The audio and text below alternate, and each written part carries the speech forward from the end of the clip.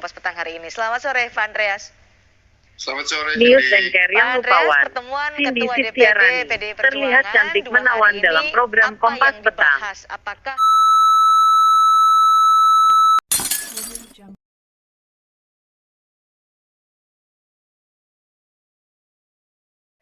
PDI Perjuangan terkait Pilpres akan kami tanyakan langsung pada politisi PDI Perjuangan Andreas Hugo Parera yang sudah bergabung hari ini. Selamat sore, Pak Andreas. Selamat sore, Cindy. Pak Andreas, pertemuan Ketua DPD PDI Perjuangan 2 hari ini apa yang dibahas? Apakah secara spesifik akan membahas soal Pilpres 2024 dan pemilu legislatif? Pemilu legislatif 2024 ini juga menuju ke sana atau juga ada urgensi soal Capres, siapa yang akan diusung oleh PDI Perjuangan di 2024?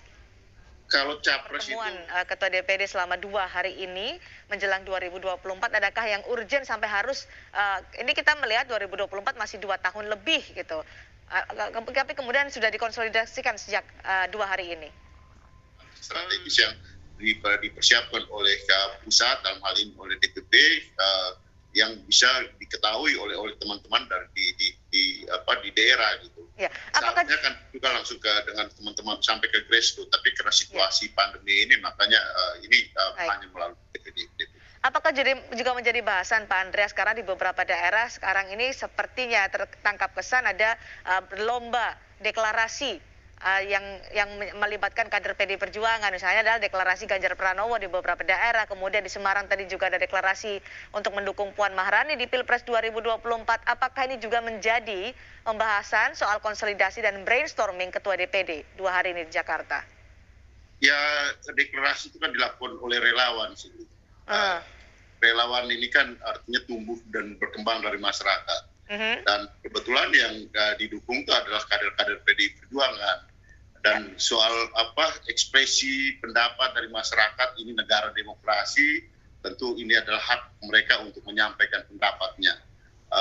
Bahwa relawan ini kemudian, atau relawan ini juga kita lihat sebagai kekayaan.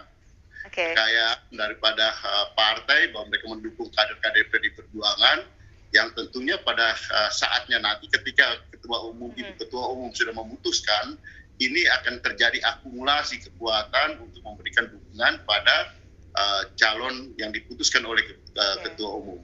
Karena kan kita tahu Pak Andreas, kekayaan kita. Ya, kita tahu beberapa waktu lalu ketika ada deklarasi Ganjar Pranowo maju sebagai Capres di Pilpres 2024, di PDI Perjuangan sempat ada polemik internal. Apakah ini menjadi fokus juga dari pertemuan untuk bisa satu suara paling tidak untuk soal siapa saja yang boleh didukung atau soal nama-nama yang boleh atau tidak boleh dimajukan atau dimunculkan menjelang Pilpres 2024 dari PDI Perjuangan? Kalau kader PDI Perjuangan sudah tahu gitu, bahwa itu apakah mempertimbangkan hanya dari relawan yang mendukung kader-kader PDI Perjuangan atau juga mempertimbangkan nama-nama yang sudah muncul di beberapa survei lembaga survei menjelang Pilpres 2024 ini, terutama dari kader PDI Perjuangan, Pak Andreas?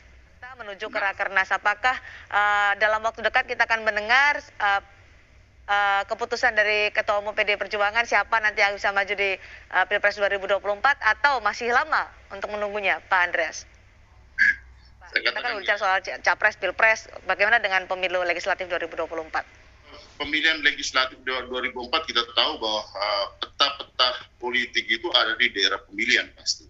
Dan saya kira semua partai juga akan memfokus pada bagaimana memenangkan Ketua DPP di seluruh Indonesia di Jakarta selama 2 hari untuk konsolidasi memenangkan pemilu legislatif 2024 dan akumulasi nanti ditunggu ya Pak Andreas soal siapa Capres dari PDI Perjuangan.